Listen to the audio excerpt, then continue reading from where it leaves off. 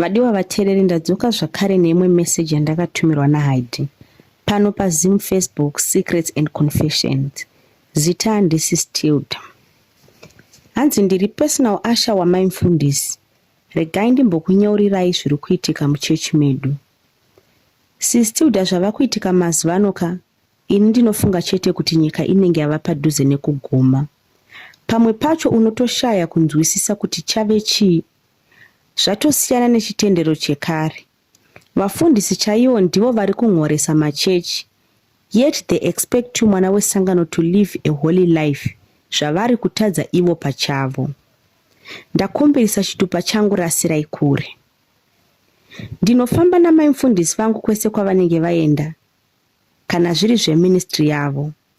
Ndakazvipira kuva committed kumunhu waMwari as part of serving God. Ini ndiri munhu akakura achifarira zvokunamata, zvekuti even munharaunda vakapedzisira vakundidedza kuti Sister Holy.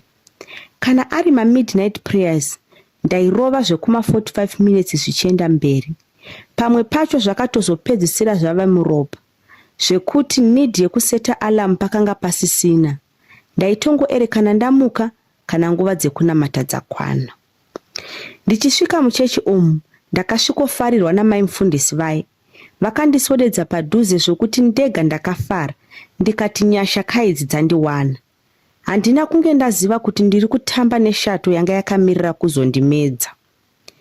Uchivaona unoti hevanoi vanhu vaMwari chaivo. Veduwe, mazuva ano ngatigarei takangwarira nenyaya dzemachechi ari kungonyuka idzi, kunze kwashata. Handina kunge ndaziva kuti vakange vaine mission yokuzondipinza musatanism. Mai mufundisi vakanga vari agent of the devil.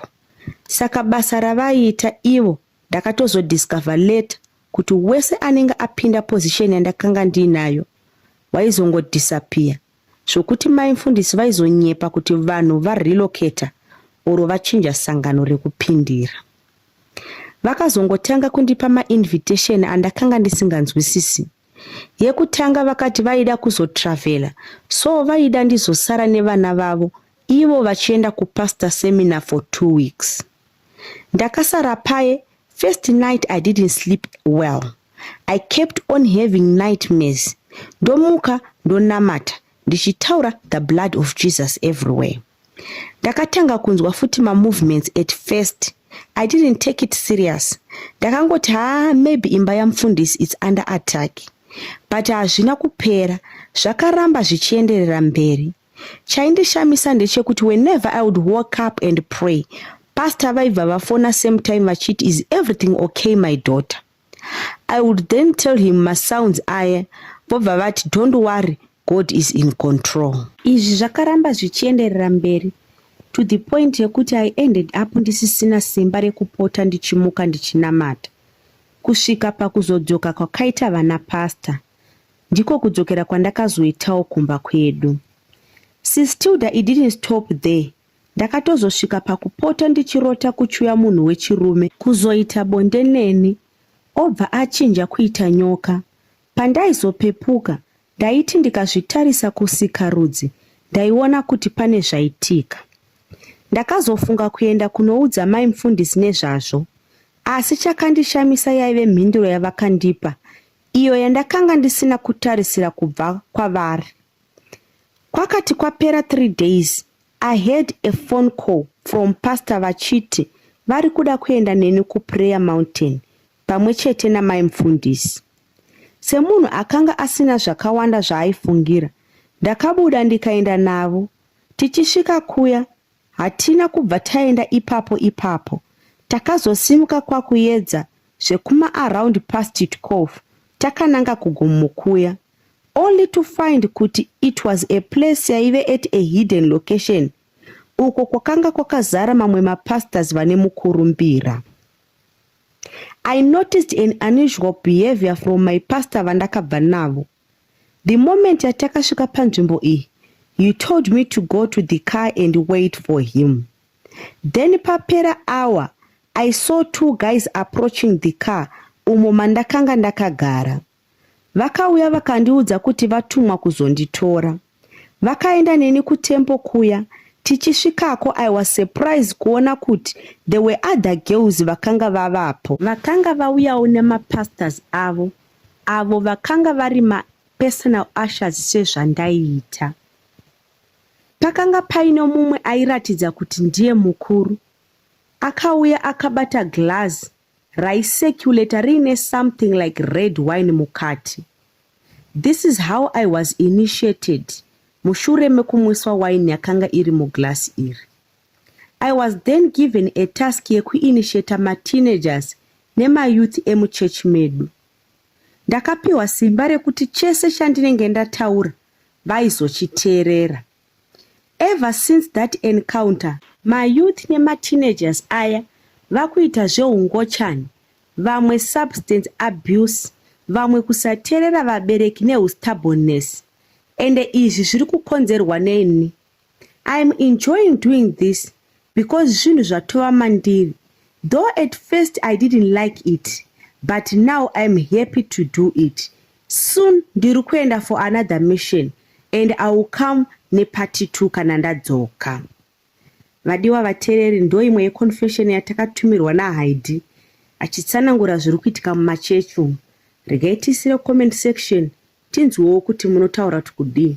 Regai nditi some of the times unoona mwana achimisbehavior usingatozivi kuti he or she is under an influence. Regai tende paconfession yedu inotevera. Hanzi I am a business woman anoita zvekubika sadza pacertain place iri mutown. Pakitchen pangu panozara vanhu zvekuti per day ndinotobika mazibhodho akati one day. Nokuti vanhu vanozara ivavo zviya zvokuzara. When I started my business it was very low. Zvokuti sometimes chikafu chaisara ndaitozosvika pakurasa chakanganisika. Dzimwe nguva ndaitozoti kana zuva rovira ndaipedzisira ndakudzikisa maprices oro kuwedzera chikafu ndoisa more than enough but still chaingosara zvakadaro ndorasa. These things zvaibohwa zvokuti ndaigona kustruggle even to pay my rent chaiyo yepashop oro kubhadhara musikana aishanda neni achindibatsira. Ndaizama kubika zvakanaka zviri appetizing, different mixes, asi zvakanga zvisinga boost business. Ndakatozosvika pakunetsana nepartner yangu cause ndiye akanga akufanda my business sezvo ini pachangu ndakanga ndakundikana. I tried kumbotenderera kumapostori looking for help but mitero yandaipiwa yaigona kungoshanda 2 or 3 days only.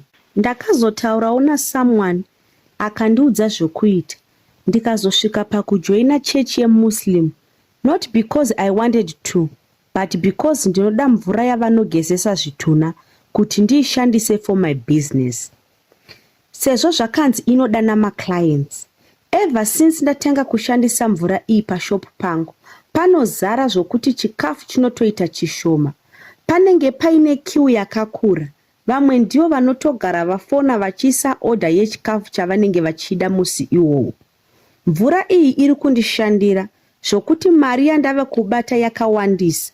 Ndakatozosvika pakuhaya vashandi vakati one day zvokuti basa racho rawandisa. Panosara pochaya 2 p.m. tinenge tatobika about 25 kg yehupfu yese inenge yapera. Still the business iri kufamba zvokuti even partner yangu haachisina stress yekundibatsira financially. Kutaura kudai ndakatenga stand ombe and I'm in a process of building.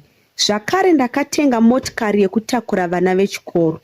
Vana vangu vakuendawo kuzvikoro zvinodhura. Ndakatokwanisa kuvhura imwe shop.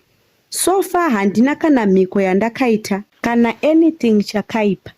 Ndinotovata hope. Zvekare mari yangu iri kundishandira. Iyi ndiyo confession yangu. Vateereri, ndo imwe yeconfession yatakatumirwa naHaidhi. Hanzi akapinda chechi yemuslim.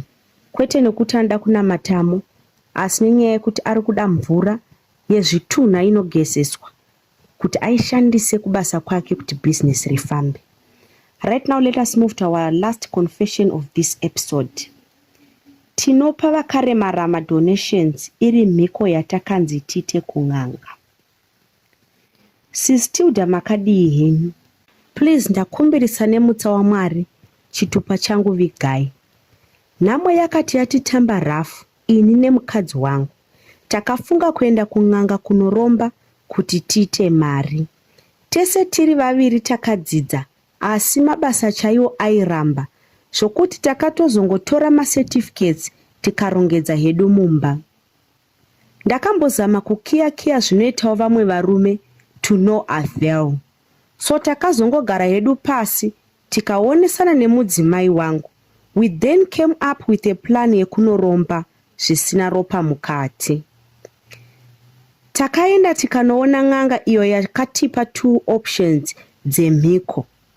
Yekutanga taifanira kusarudza kuti kuita mari kwedu either mwana wedu aizopenga oro imwe mhiko taifanira kuzofamba tichipa vanhu vakaremara madonations uye nevanoshaya. Zvadaro paye namadhamu takazodhisaidha kuita zvainge zviri nani kupota tichipa madonations kune vakaremara nevanoshaya than kupengesa mwana wedu.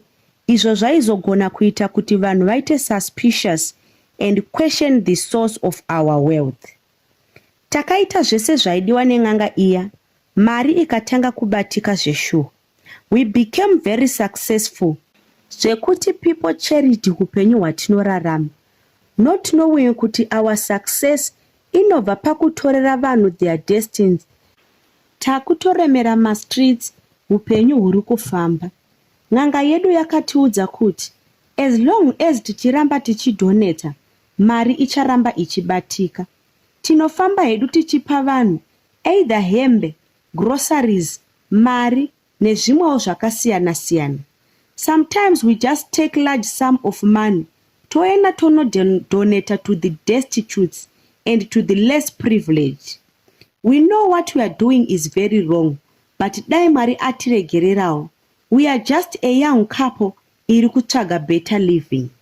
Ndiyo nyaya yatatumirwa naHeidi.